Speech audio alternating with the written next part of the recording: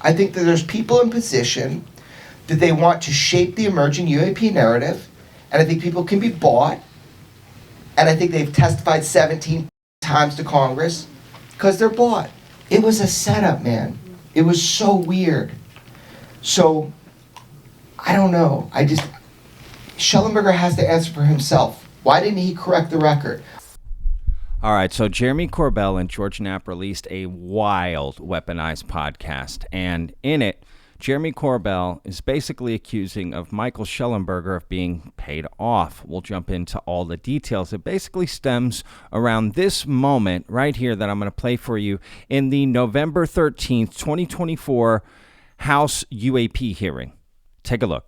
Aware and directly experienced.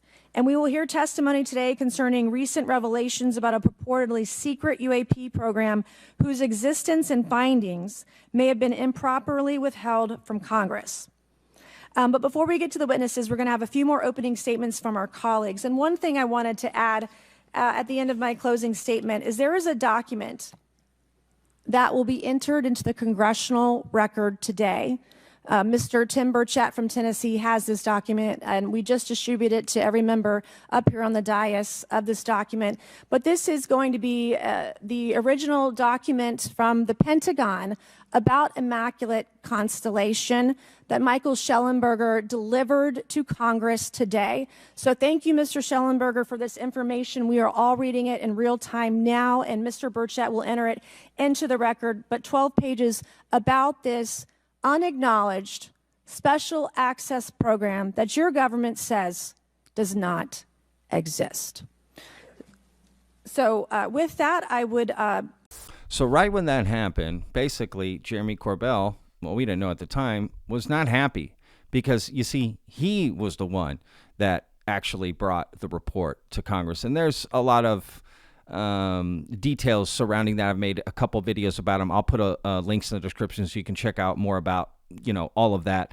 But basically, yeah, he's not happy with that. And featured in his Tubi show, UFO Revolution on TMZ, the last episode is him detailing that entire journey, right, of the document of Immaculate Constellation and, his journey to getting it to Congress and how it all played out, right? He even confronts Shellenberger in the documentary at the time, but they kind of end it friendly, to be honest with you, in that moment. But then they released this Weaponized podcast, and Jeremy Corbell is not very happy with how Shellenberger responded, and even seems to suggest he may be paid off, and for what reason, right? I'd like your perspective on Michael Shellenberger and his potential role in this. And how did he get called as a witness? Who is this guy? And because I've not heard of him before the hearing, but you sure have. You know him better than I do. So I'd like to just hear your thoughts on why was he given credit for the report, and why, and because there's some tie there. Yeah. There's, and it's a fucked up situation, Mark. That's Mark from the Ojai Valley Magazine. Good question, Mark. Should I answer this? Yes. Yeah? Absolutely. I don't fucking know. I'm having PTSD watching that. Why do you lie about, if somebody says to you, oh yeah, I just put a little mascara on, why are you fucking lying?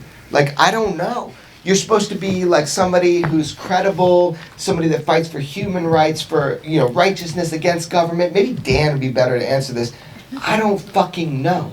All I know is that if you lie about something, a little thing in our business, me and George, if you knowingly lie, you're bought.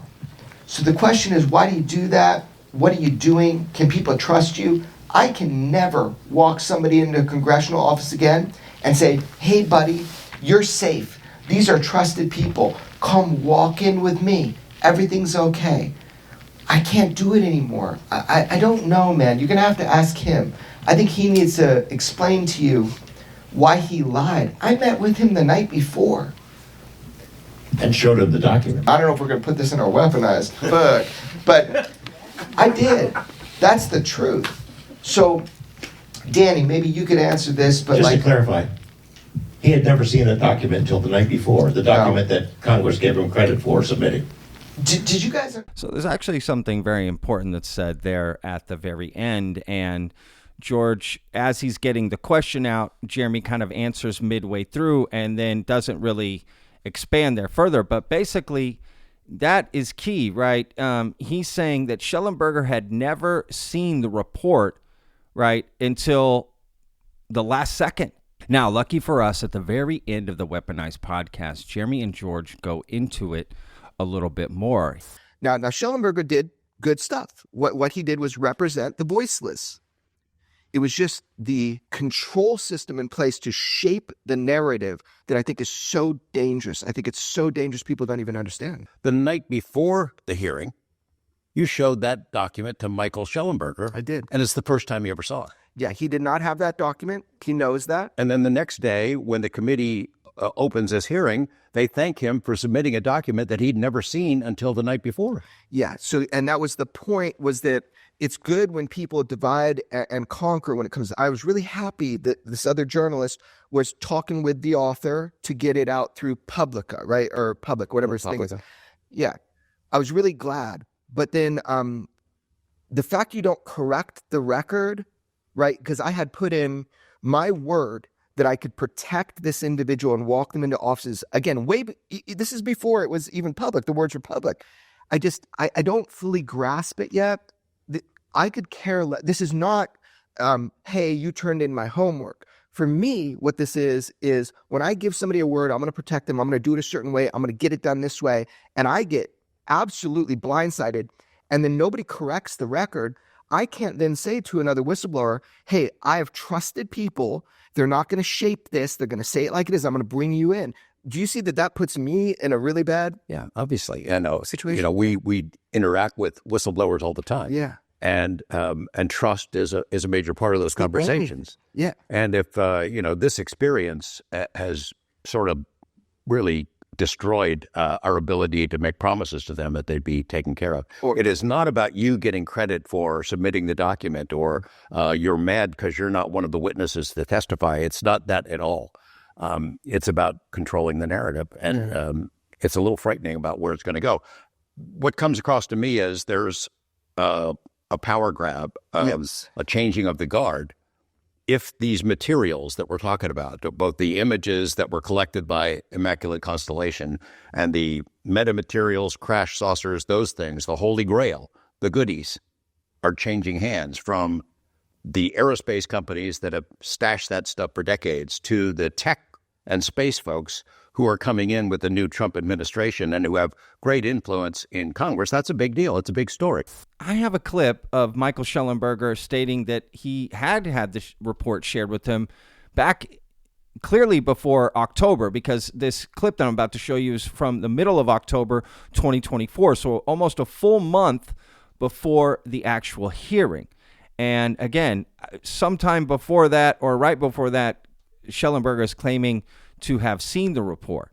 Yeah, this is an incredible story. So a new whistleblower has come forward with a written report that this person has shared with some members of Congress and with me, and the report is quite extraordinary. All right, so clearly there's some discrepancies there if we're to believe Jeremy Corbell here when he says that, Shellenberger didn't see this report until the last second. And here Shellenberger saying he did get the report months before, right? At least 1 month before, right? Could be longer, right? In order to write this article, right? Because he's kind of the one publicly that came out with it first, right? Was it just from an interview with the whistleblower? No, he actually saw the report. At least that's what he's kind of saying there, right? So some discrepancies there for sure. It'd be good for Shellenberger to clarify. Let's talk about the sponsor of today's video, Straight Arrow News. All right. You can use this link down below right here on the screen, san.com/vetted, VETTED. Sign up today It's free to join. Okay, you can get the app if you have an iPhone, Android phone, you know, a tablet, whatever, or just on your desktop. Really easy to use, just straightforward. It's free to use, and you basically just get unbiased, straightforward news, right? Not left-leaning, not right-leaning, just straightforward, okay? This is the news. Here's the facts. Make up your own mind. I absolutely love the site. It totally fits with what we're doing here at Vetted, and there couldn't be a better sponsor, honestly. I hope they stay with us because I actually use this product, and I love telling y'all about something that I personally use myself, to be honest with you. Again, free to use, right? Just use the link below. There's one in the description or the top pinned comment of this YouTube video, or again, just use the website on the screen, sand.com/vetted. Go sign up. Really easy. Look, let's just take a look at it, right? This is what you're getting. They got videos, they got articles, all independent journalists who are just providing the news, okay? No BS, no nothing else. I love it. Again, it's something I use. That's probably the best part about it. It's actually something I use, and you can get everything the way you want it, y'all. So I highly recommend checking out this site, sand.com/vetted. Check it out today. Peace. But look, there's even more to this. So let's play another clip of Jeremy still answering the same question about Shellenberger and the hearing. Take a look. Understand that in the series, like 2 months before that, I took this huge risk and I put somebody else at risk, and I said, you can trust these congressional members. And I went into Burchett's office. We gave him a 22-page version of the Immaculate Constellation document. I brought the human being in with us, Ryan. He was embedded in our camera crew, pretending he was our camera crew or just with us. And then I said, hey, Rep Burchett, do you trust me? He's like, yeah. I'm like, I'm bringing somebody in. All cameras are leaving, just you and me and a guy. And he's like, cool. He trusted me. Then I did it again with Rep Luna. Then I did it again with Nancy Mace. I was trying to see if this whistleblower is going to tell them the same thing they told me. How do I trust this person? Well, if they're telling a congressperson and they're saying they're going to testify and they show them their real name and all the info, all their background, and this is the way I vet people. I know it's crazy to vet people this way, but I vetted them this way. So you see, Jeremy is basically, implying that by this lie from Congress, right, and sort of misleading on who provided that report. And remember, Jeremy brought the whistleblower before the hearing privately to meet with with a few different Congress members, right? In the Tubi series, you see that he hid the guy with the camera crew of the documentary, and then they cut the camera and, the guy sits down and does the thing, which I thought was kind of clever, to be honest with you, kind of cool. But either way, and Jeremy is saying this is the way he vets the guy, right? If is this guy BSing me? I mean, he's going to go to Congress and sit down in front of them and show all this stuff in front of them, and be willing to testify. Yeah, okay, that's how he's saying he's vetting him. Now, look, there's even more here. So definitely at some point, Shellenberger is probably going to respond to this story. I just don't see how he doesn't. And Jeremy being kind of done with these congressional hearings, essentially, and providing whistleblowers, and that's also very interesting, right? What does that mean moving forward? Where's the disclosure path now for them, right? Because they've been working on this for a long time, him and George. But if they feel like they can't trust that system, what are they going to do? So big picture, right, Mark? You're asking, so I'm going to answer you. Big picture.